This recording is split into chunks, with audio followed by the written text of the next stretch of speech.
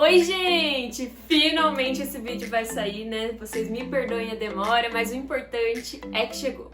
Pra quem entrou agora no canal e não tá entendendo nada, no comecinho do ano, né, eu tô um pouco atrasadinha, eu fiz um vídeo lá no meu TikTok. Pra quem não sabe, eu sou muito ativa lá no TikTok, tá? Vivo postando umas coisinhas assim, então não deixa de me seguir lá não, e também de me seguir no Daily lá no Instagram, que eu vou deixar aqui na descrição também, tá? E aí eu deixei um vídeo pedindo perguntas pro pessoal deixar as dúvidas que eles tinham, né?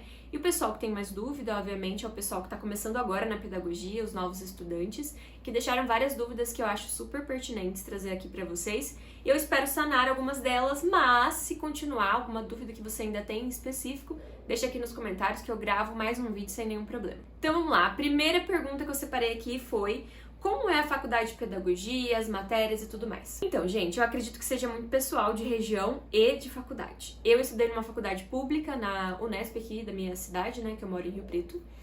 E quando eu estava nos estágios, que eu conversava com as outras meninas de outras faculdades, eu percebia algumas matérias diferentes, ou às vezes o nome só era diferente, mas eu percebia, assim, alguns conteúdos que a minha tinha, a dela não tinha, a dela tinha, então acho que varia muito. Eu vou dar a minha experiência pra vocês, tá? Bom, quais as matérias, assim, que eu me lembrei e fui escrevendo aqui, né, pra contar pra vocês?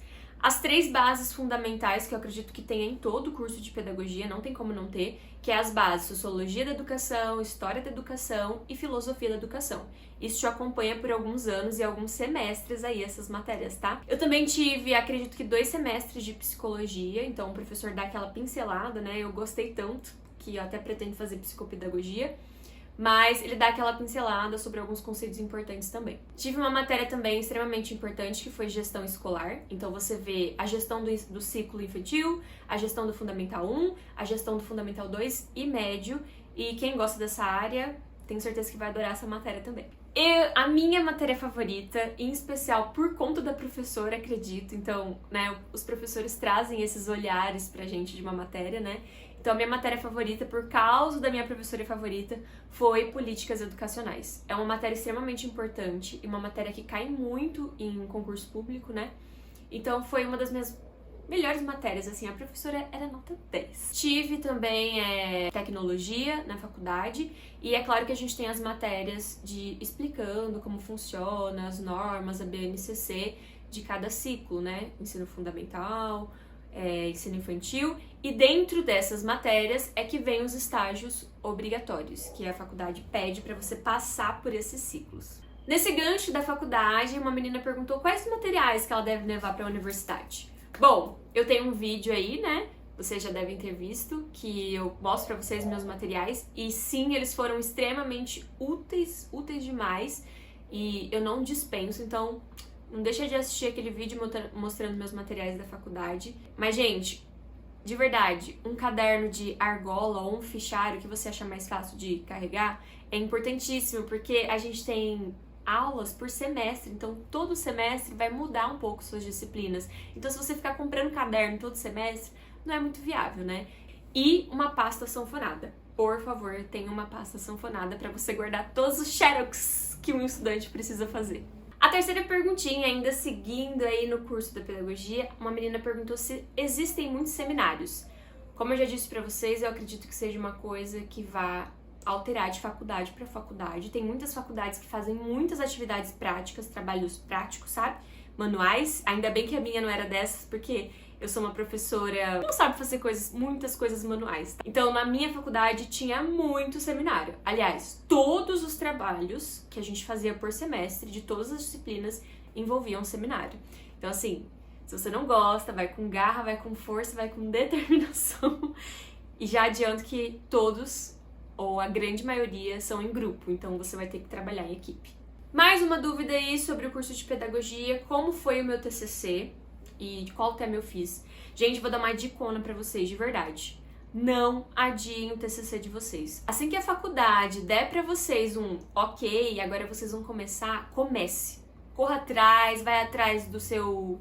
como chama? Do seu orientador correndo, já começa a pensar um tema que você gosta, começa a procurar o tema que você gosta, e é óbvio que você tem que escolher o orientador pelo tema, né? O professor que vai te orientar tem que ter alguma relação com o seu tema, né? Mas foi a melhor coisa que eu fiz. Eu e minha colega, a gente começou, né, a preparar algumas coisas antes, a procurar sobre o tema. Isso facilitou muito com que a gente fizesse tudo certinho até o último ano. E o meu tema foi o método Montessori e o ambiente escolar. Então, podia ser em dupla na minha faculdade, então nós juntamos os dois temas.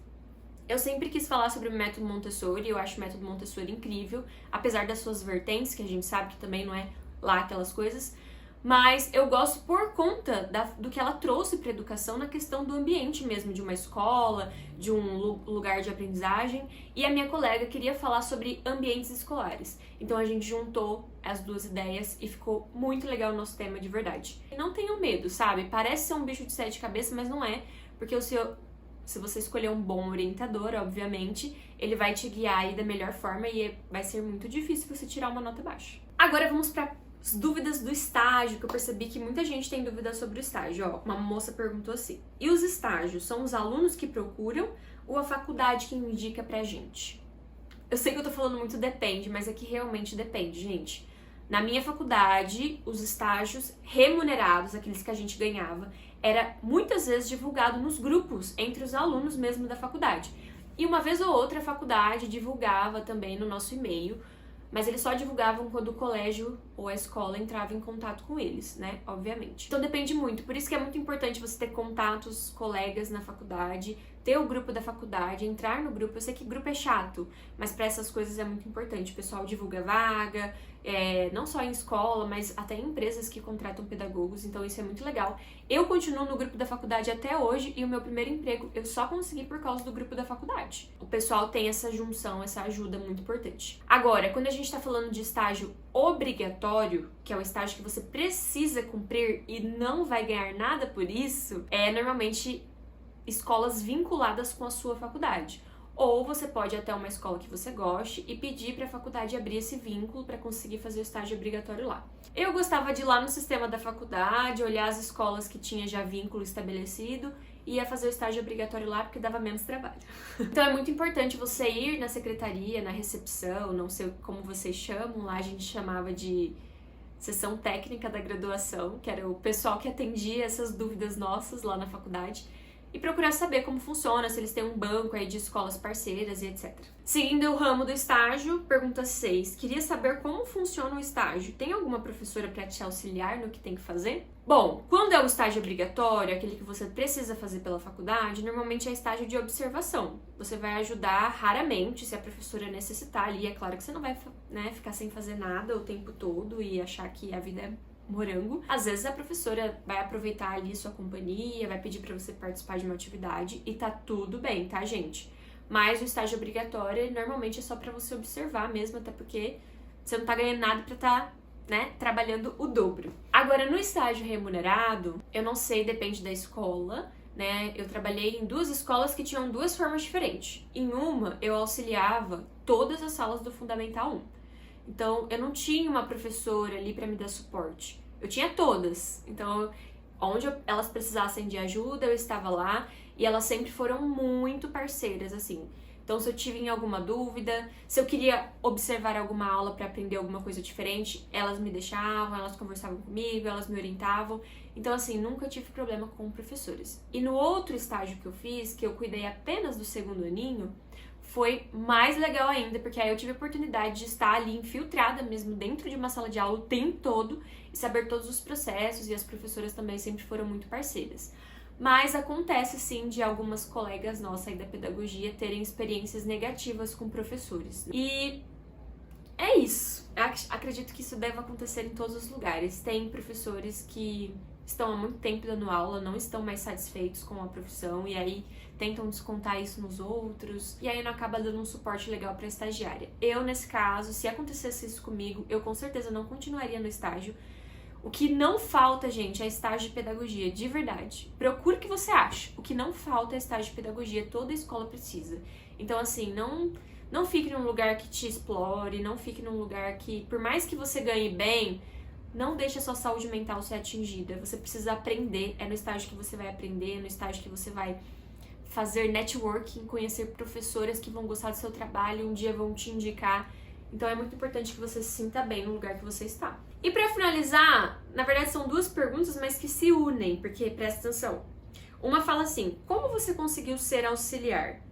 Tô no 5º período e não sei por onde começar. E uma perguntou: quando a gente termina a faculdade, tem probabilidade de entrar na área, tipo auxiliar de sala?